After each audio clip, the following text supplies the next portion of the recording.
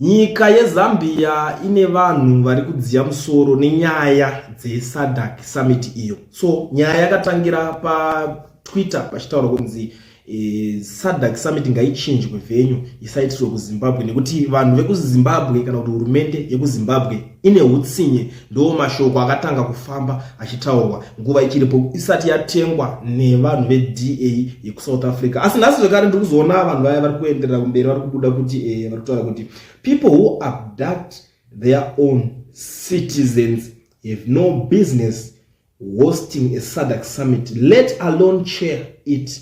Our region, the finest, most stable and democratic on the African continent, is now sinking before us. Instead of we give it to political misfits to finish it all off. Since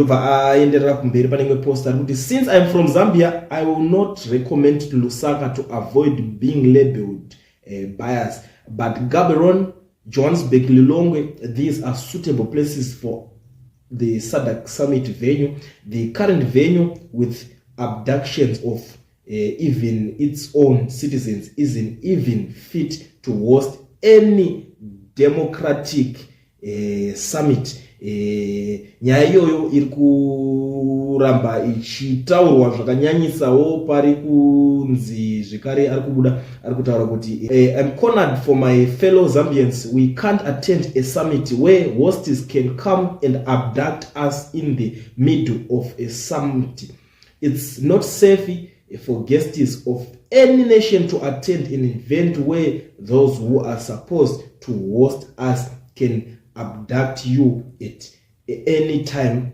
It's not safe at all. Ndo mashoko ari kubuda ari kutaura kunzi aiwa atitombokwanise zvamu chose kuti tinge tichiatenda SADC summit iyoyo nekuti vanosvika vakakutora vakanokuita zvese at any given time. Nekuti pakafamba zvekare nyaya yekuti ananamatai vakasungirwa paairport and president weZinasu akanosungirwa futi paairport. So ndozvimwe zvinhu zvekutaura kunzi kana vachikwanisa kutora kuabduct vana vavo vemuZimbabwe imomo kuzoti isusuwo vaenzi, ndo pari kunzi hatikwanise kuvabvumidza zvekare kuti nyika yavo ihosterwe SADC summit nekuti hapana summit ingaitwa munyika yekuti vanonge vachikuabduct.